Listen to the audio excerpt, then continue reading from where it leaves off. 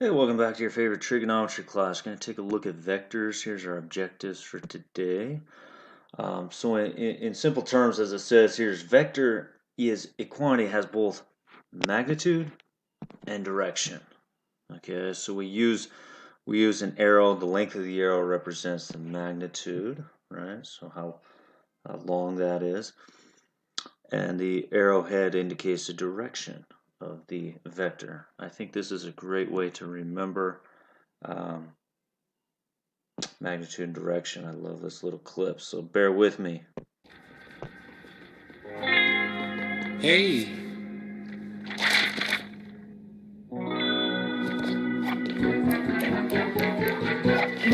I'm applying for a new villain loan. Go by the name of Vector. That's a mathematical term, a quantity represented by an arrow with both direction and magnitude. Vector! That's me, because I'm committing crimes with both direction and magnitude. Oh yeah! Check out my new weapon. Piranha gun! Oh yes! Fires live piranhas. Ever seen one before? No, you haven't. I invented it. Do you want a demonstration? Oh! Ah! It's so difficult sometimes to get the line back inside.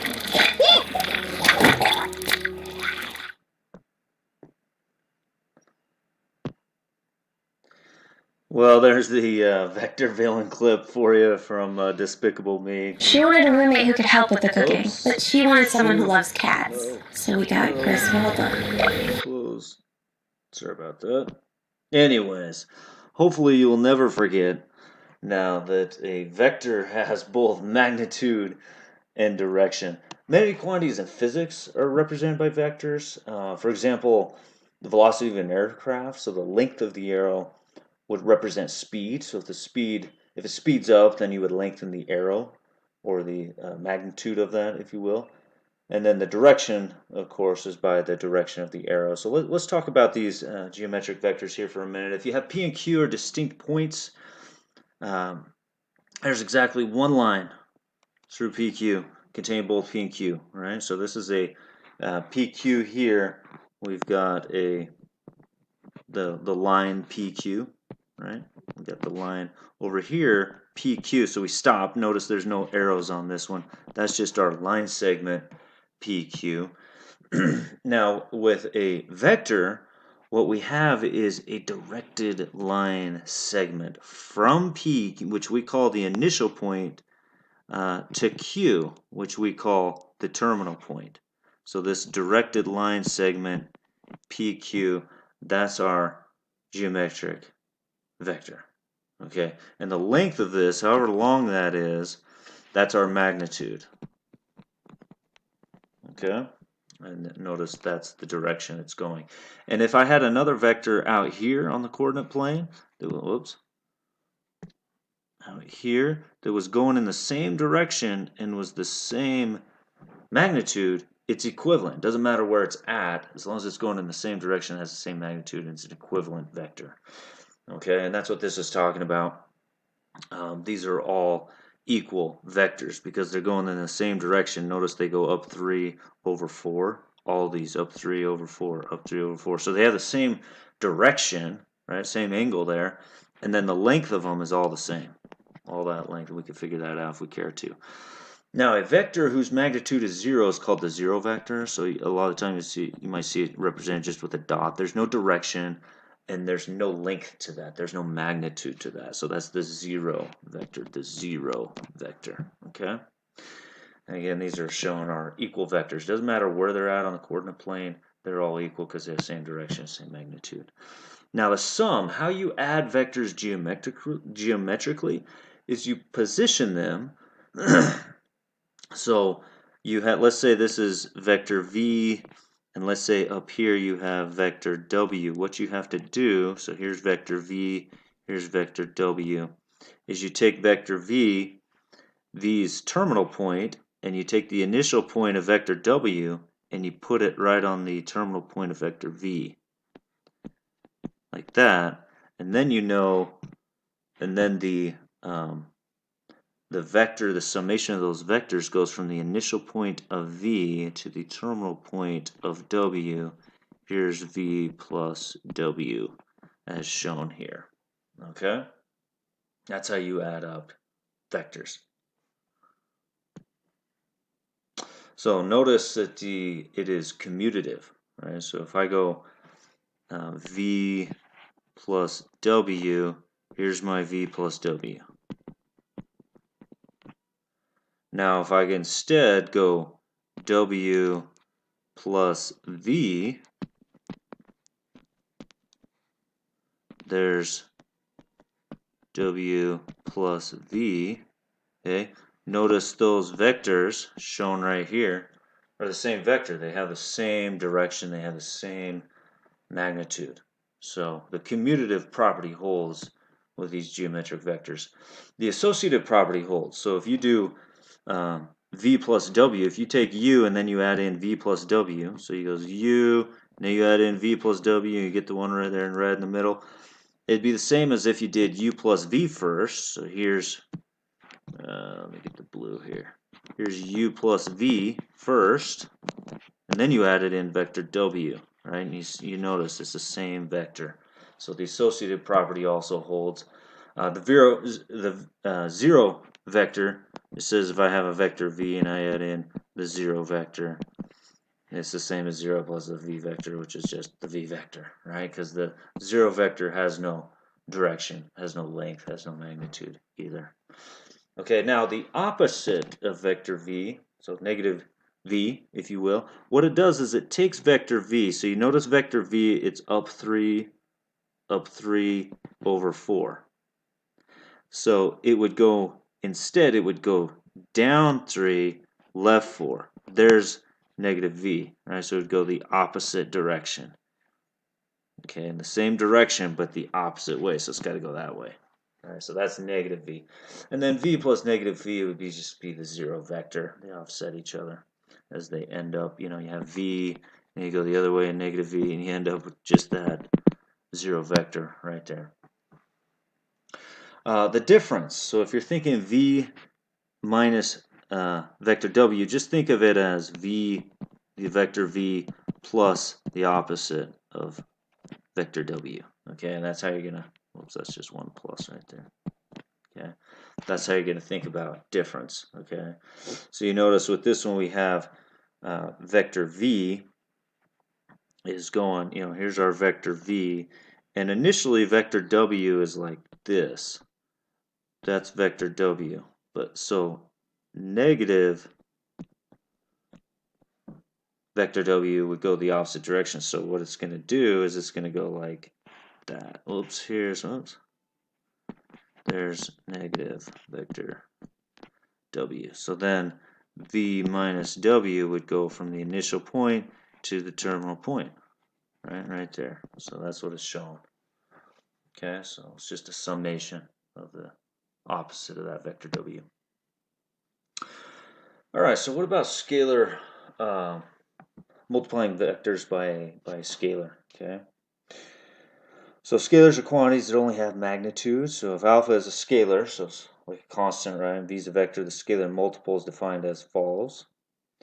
So if you have like a vector that's going like this, let's say it's going up 2 over 3, kind of deal, then double it would just go up 2 over 3 again. So that would be, that whole thing would be double vector v if this is vector v.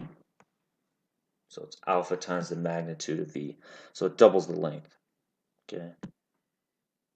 So here's another one. In fact, this is the exact one. Up 2 over 3. So notice it goes up 2 over 3, but does it twice. So it doubles the magnitude there. Right. Here's some other properties. 0 times vector v would give you 0 magnitude there, and so on. You've got the distributed property, if you will, right on that. So that alpha plus beta times the vector, distribute that through. Same thing there, right? So those properties all hold. Let's do some examples here. Kind of visualize these. All right, so we got vector v plus vector w. So if you notice on this thing, vector v goes up 2 over 3. So I'm going to start here and go up 2 over 3 to right there. Okay, there's my vector v.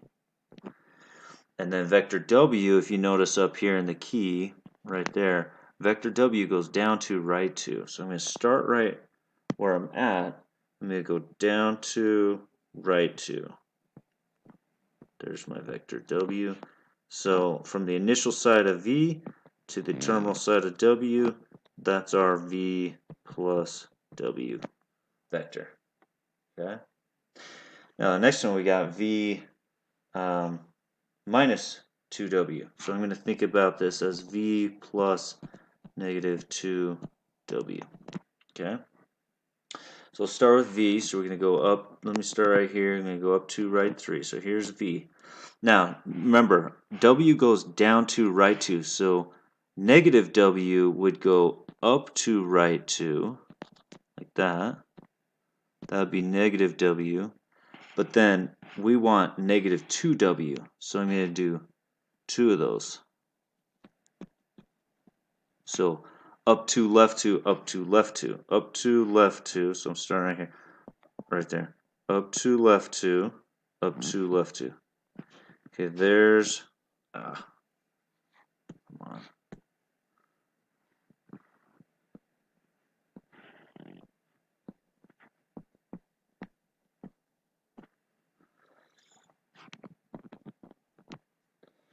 Okay, so it's going in the opposite direction of the same, or with double the magnitude, right?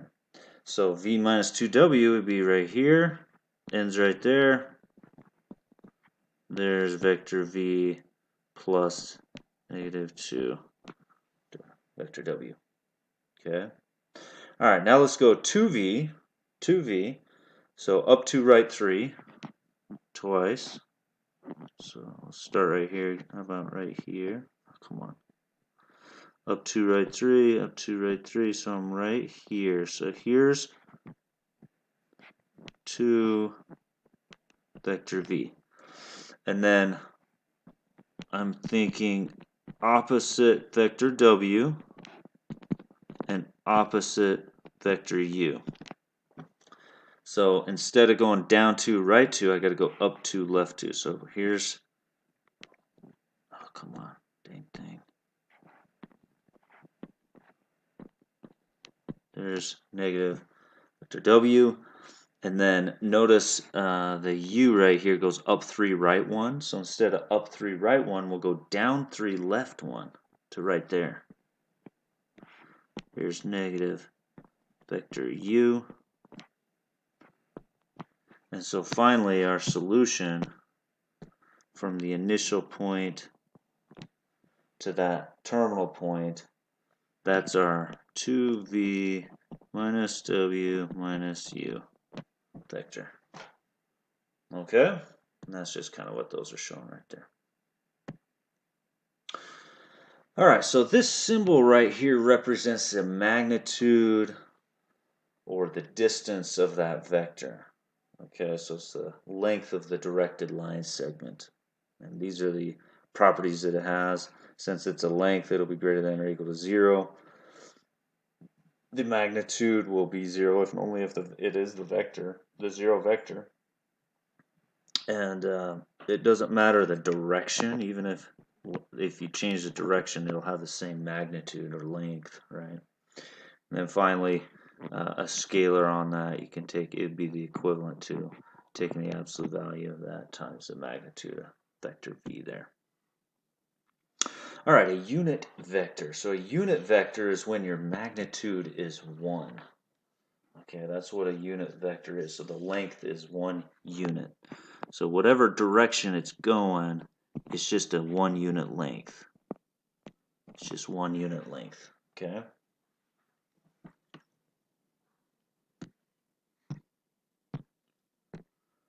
All right, let's keep going here. All right, an algebraic vector. So an algebraic vector is represented by these components that are called, and you notice these brackets here, right? You've got these components of the vector. Okay. And A is our horizontal component, B is our vertical component there. Okay. So what we can do is we can create with these components what's called a position vector. Okay. So wherever our vector is, like let's say it's over here, and it went like that. We can take that, because we know these are equivalent, as long as it goes up 3 over 4, and we can position it with the initial point right there at the origin. Okay, and that's called the position vector, and it's represented by your components. Okay, so these components, you can find them if you have, so here's an example. If you have a going, so it's not starting, this vector v is not starting at the origin, right? It's going from an x1, y1 to an x2, y2. If I just find the difference, the horizontal distance, comma, the vertical difference, so I find the horizontal difference and the vertical difference, it'll position it, if you will, and give me the components that I need, okay? So let's do some examples here. For example, we've got this going from 0, 3. Let me put this coordinate, let me just do it right there. 0, 3. And then it goes to 5, 6. 1, 2, 3. Okay, here's our initial vector v. Okay, it goes from P1 to P2 there. So what we're going to do is we're going to say, well, I'm going to find, well, right now this is P1, P2 vector. Sorry about that.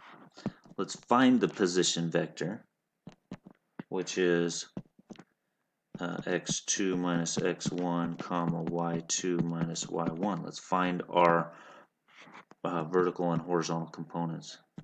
So I'm going to name this x1, y1. I'm going to name that x2, y2. And so we have 5 minus 0. That's our horizontal. Whoops. And then our vertical difference is 6 minus 3. So we've got 5, comma, 3.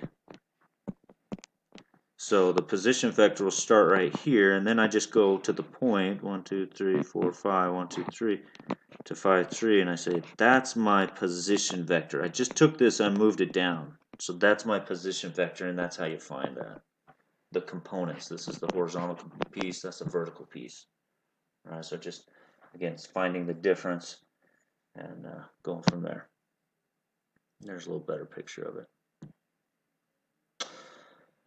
So we know two vectors are equal if their components are equal, right? If we can find their components, we can find the position vector. As long as A1 is equal to A2, these are the same because we'll know they have the same magnitude in the same direction. Okay. All right. So now an alternative representation of a vector in the plane is common in the physical sciences is going to be introduced here. So we're going to let I be a unit vector whose direction is just along the x-axis. So you see this vector I here, so it's a unit 1. This vector j here is a unit 1. Okay, so I is, there's your components, j is that. So any vector is any position vector that we have with the components, horizontal and vertical components, can be written using the unit vectors. So here it is as a position vector. There it is with it's kind of an algebraic look, if you will, of the vector. Okay, so AI plus BJ, because what it is it's taking this scalar represented, and this is I, represented by the unit vector, multiplying that, and taking that scalar, the amount there, if you will, times the j.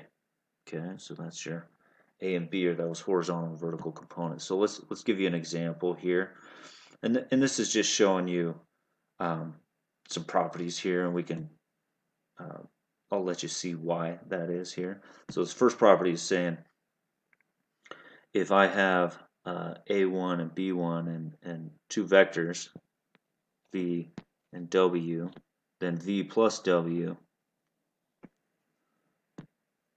So V, and if I move W plus W, here's our V plus W. So what it's doing is it's taking your A1 horizontal difference and it's adding in. See how this is difference is A2 from there to there. It's a distance of 3 there, but we moved it over to here because we moved vector W to there. So A1 plus A2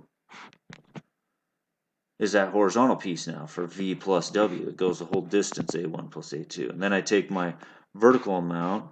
So here's my B1, and then there's my B2 on that, and that's your B2 amount. And here's the illustration of the fourth property there. Whoops. Alpha A1 times I, and so on. We've got a scalar being multiplied by it. So this vector magnitude is being multiplied by alpha. So it's alpha A1 now for your horizontal component, and then alpha B1 for your vertical component. That's just visualizing that for you. And then finally, if you have vector V that has a horizontal difference of A1, a vertical distance of B1, then we know A squared plus B squared equals C squared, right? We know the Pythagorean theorem. So the magnitude is, we're just going to apply the Pythagorean theorem to find the magnitude, to find the length of that vector, okay? All right, so let's make a little sense of these here. Let's add and subtract some vectors here, starting with V plus W. So we've got vector V plus vector W. So we got 4I plus 2J plus vector W, 2I minus 3J. And what you're going to do is you're going to combine like terms. So 4I plus 2I, we got 6I. 2J minus 3J is a minus J. So we got 6I minus J. Or another way you can do that is you can say, well, I've got 4, 2. Here's my components 4, 2 for vector V. Plus, here's my components for vector W, 2, negative 3. So I've got 4 plus 2, there's my A1 plus A2, and then 2 plus negative 3, B1 plus B2. So 6, negative 1. These are the same thing, right? In fact, let's give you a visual of this. So 4, 2. Okay, there's 4, 2. Now the W is 2, negative 3. Right, here's W. This is V. But in order to add V plus vector W, I'm going to move this over here. So I'm going down 3, right 2. 1, 2, 3, and right 2 on that. Okay, so I move vector W over there so that I can recognize V plus W would be, boom, right there. There's V. Vector V plus vector W. Okay? In other words, 6, negative 1 are my components, or 6I minus 1J. Right? Alright, let's do that second one, V minus W. V minus W. Let me, I better clear some of this out.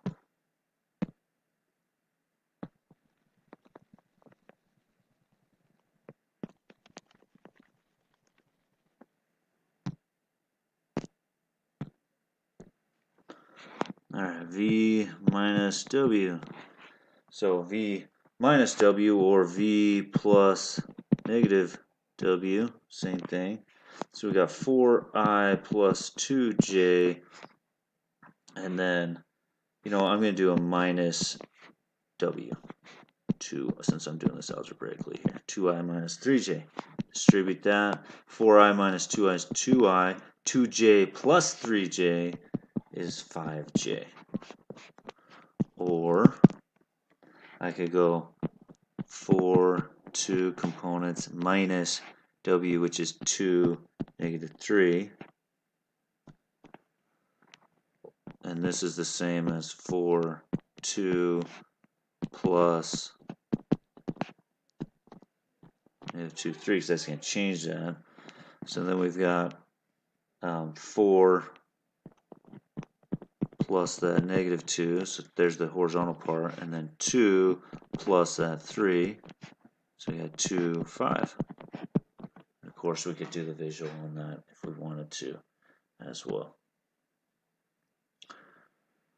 All right, I'm going to stop there for a minute. I'm getting a little bit long on this one, and I'll make another video. Thanks.